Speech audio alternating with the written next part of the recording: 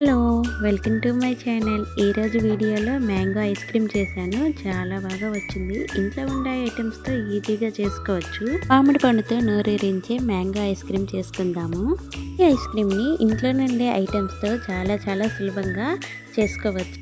Cream, milk powder, corn flour ఇలాంటివి ఏవి use చేయకుండా సింపుల్గా మ్యాంగో ఫ్లేవర్తో ఈ సమ్మర్కి ఎంజాయ్ చేయాలంటే డెఫినెట్గా ఇలా ట్రై చేయండి.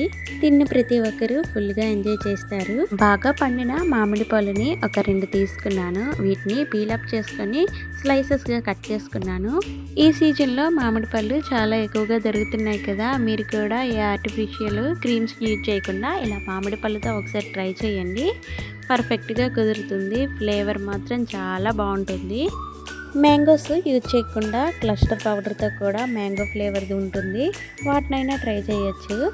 కట్ చేసుకున్న మ్యాంగోస్ని కూడా పక్కన పెట్టుకున్నాను. ఇప్పుడు ముందుగా అడుగు మందంగా ఉండే ఒక ప్యాన్ తీసుకుందాము. ఈ మ్యాంగో ఐస్ క్రీమ్ కోసం క్వాంటిటీకి తగ్గట్టుగా నేనైతే ఒక 1/2 లీటర్కి ఎక్కువగా పాలు తీసుకున్నాను. ఈ పాలు గిన్నెలో వేసి మరిగించుకుందాము. ఈ ఐస్ క్రీమ్ కోసం నేను వెనిలా క్లస్టర్ పౌడర్ని అయితే యూజ్ చేశాను. ఒక 2 స్పూన్స్ క్లస్టర్ పౌడర్ వేసుకొని ఒక 1/2 కప్పు వరకు పాలు వేసి ఉండలు లేకుండా కలుపుకోవాలి. ఈ క్లస్టర్ పౌడర్ ప్లేస్లో మ్యాంగో ఫ్లేవర్ అనేది యాడ్ చేసుకోవచ్చు. పాలు మంచిగా మరిగి ఇలా పొంగొచ్చాయి కదా, ఇప్పుడు క్లస్టర్ పౌడర్ పాలను కూడా ఈ మిల్క్లో వేసుకొని కలుపుకోవాలి.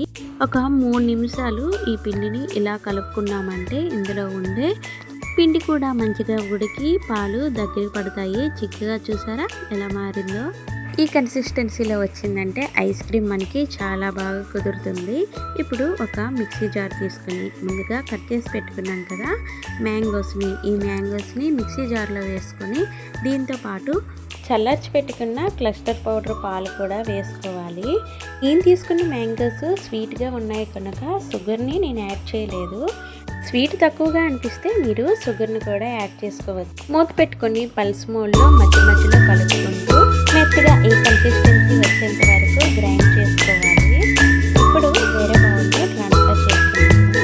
ఈ బౌల్కి మూత ఉంది కనుక నేను సిల్వర్ ఫాయిల్ లాంటివి ఏమీ యూజ్ చేయట్లేదు. గ్లాస్లో కాకుండా కప్లో లేదా బౌల్లో పెట్టుకుంటే సిల్వర్ ఫాయిల్ యూజ్ చేసుకోండి. ఈ ఐస్ క్రీమ్ని మనము డీప్ ఫ్రిడ్జ్లో ఒక 7-8 అవర్స్ టైమర్ సెట్ చేసుకొని పెట్టుకుందాము. ఇక్కడ నేను ఒక 10 అవర్స్ తర్వాత చూపిస్తున్నాను. ఐస్ క్రీమ్ పర్ఫెక్ట్గా కుదిరింది.